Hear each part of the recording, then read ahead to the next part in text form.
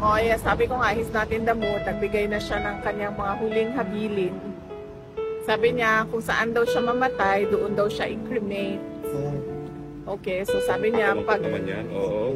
Sabi niya, kung mamatay daw siya dito sa Netherlands, wag na daw iuwi yung kanyang katawan sa Pilipinas. Ipa-cremate lang daw siya dito. Yung ashes na lang daw yung iuwi. Yun yung kanyang... And then... sabi ko, i-discuss na lang natin sa susunod kasi hindi ako pro-cremation. Hindi ako pro-cremation.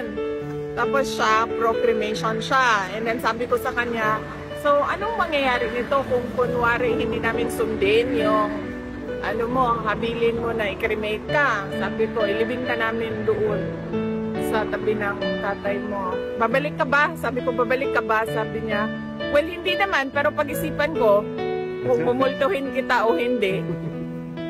So, yun yung discussion ngayon. How did you feel po nung nagganyan si Tatay Libo? Kami, nalulungkot ngayon. Dami gusto na umiyak. Well, natural din naman na siguro yun sa 8 years old, no?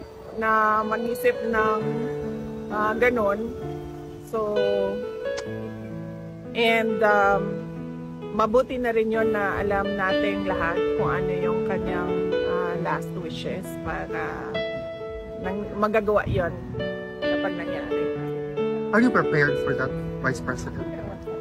Ang objection ko lang is hindi nga ako pro-cremation. So, ang takot ko lang din is baka multuhin niya ako pag hindi sinunod yung kanyang habilin na magpa-cremate siya.